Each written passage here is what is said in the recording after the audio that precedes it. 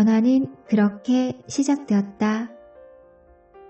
얼굴을 아주 맑은 거울에 비추어 보듯 의식의 거울에 자신을 비추어 볼 수만 있다면, 그리고 어떤 판단 분별이나 비난도 없이 이 반영을 관찰한다면 자신에게 놀라운 변화가 일어나는 것을 경험할 수 있습니다. 안소니 드멜로. 인식이 바뀐다는 것, 때로는 믿기 어렵지만 오직 그것이 변화의 전부인 경우가 많습니다. 저는 가장 먼저 현재 내가 누리고 있는 풍요를 세어보기 시작했고, 그 다음으로는 마음의 금지를 하나씩 해제해 나갔습니다. 뭐뭐를 하면 안 돼. 뭐뭐는 무리야. 뭐뭐를 가질 수 없어. 뭐뭐는 나한테 비싸. 라는 말들을 의식적으로 바꿔갔죠. 그리고 어떻게 하면 돈을 벌 수 있을까? 대신 어떻게 하면 돈을 가치 있게 쓰고 행복해질 수 있을까를 고민하기로 했습니다. 돈으로 상처받은 기억은 EFT를 통해서 수시로 지워 나갔습니다. 특히 돈과 친해지기로 결심하고 은행에서 받은 상처를 집중적으로 지웠습니다.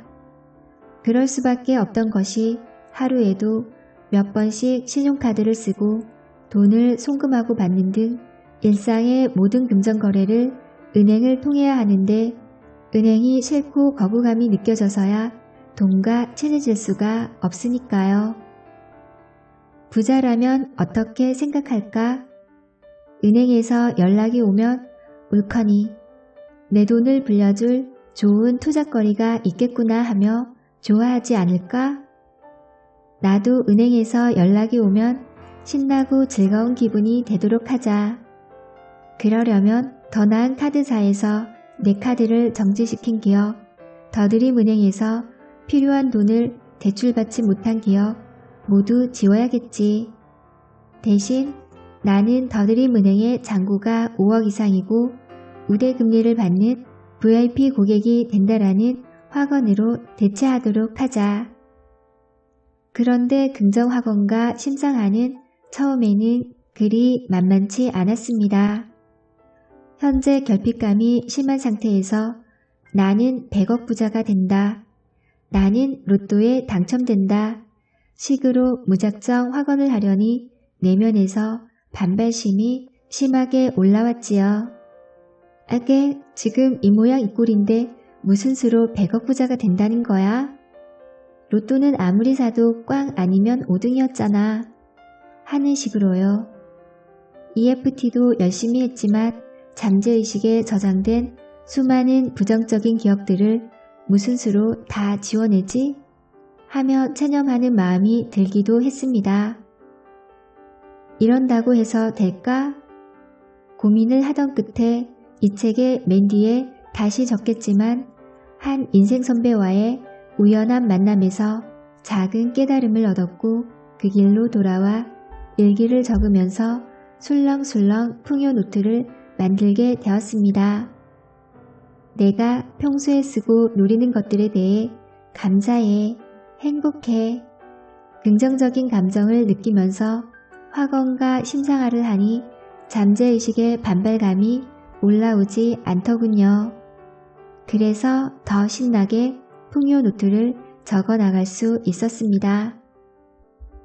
기억을 지우고 내가 누리는 풍요를 인식하면서 기회의 문이 활짝 열렸고 마음의 금지를 해제하면서 모든 것이 자유로워졌습니다.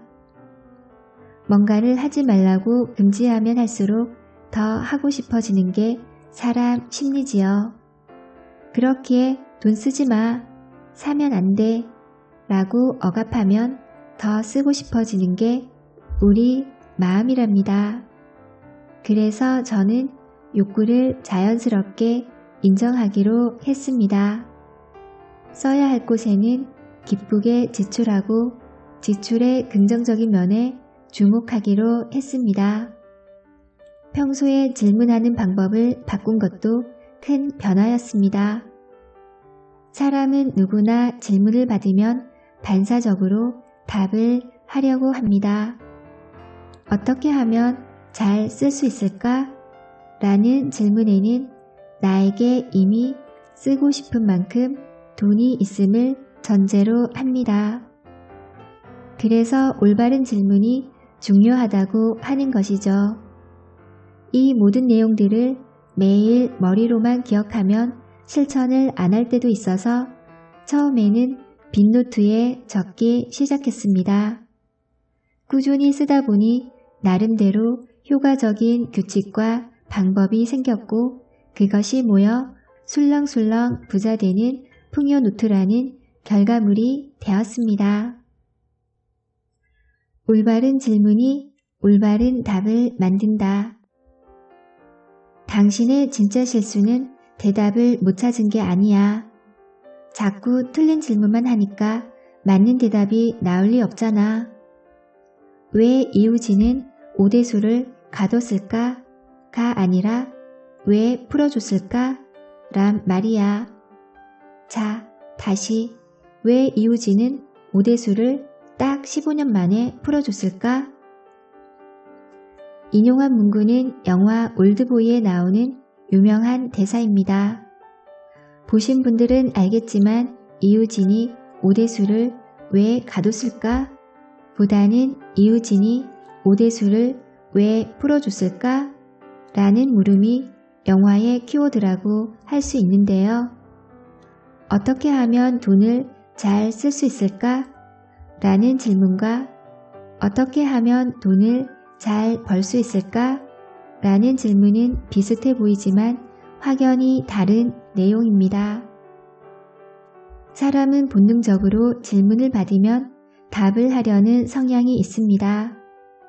우리의 뇌가 입력, 출력 시스템으로 이루어진 컴퓨터와 비슷한 구조이기 때문일 수도 있고 질문에 답을 안 하면 무례한 사람이 되는 사회 통념 때문인지도 모르고요. 질문을 받으면 반사적으로 답을 하려는데 질문이 명확하지 않으면 뭐라고 해야 할지 혼란스러운 경우가 생깁니다. 가끔 수능시험에서 정답이 여러 개인 문제가 출제되면 수험생들과 부모님들이 난리가 나듯이요. 따라서 질문과 답의 관계는 참으로 긴밀하고 무엇보다 자기계발적인 측면에서도 정확한 질문이 정확한 답을 이끌어낸다는 것에 주목할 필요가 있습니다. 이 내용이 왜 나는 하는 일마다 잘 되지? 라는 책에는 의문형 확언으로 소개되기도 했습니다. 즉, 왜 선배는 늘 나만 갈구지?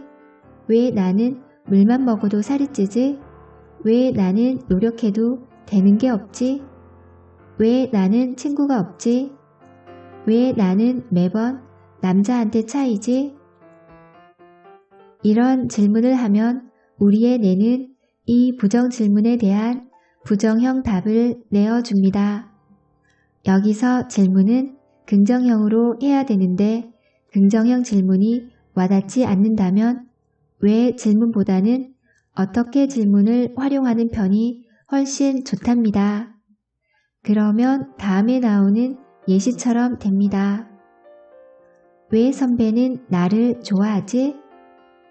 어떻게 하면 선배가 나를 좋아할까? 왜 나는 남자한테 안 차이지?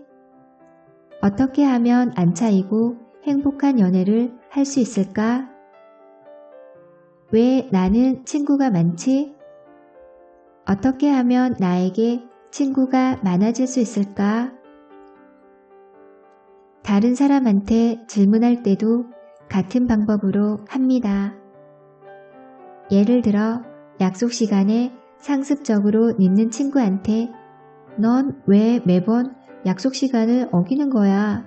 하면 친구는 늦을 수밖에 없는 이유와 변명을 서너 개 이상 댈 수 있다는 것이죠. 그럴 때는 거꾸로 어떻게 하면 제 시간에 올 수 있겠니?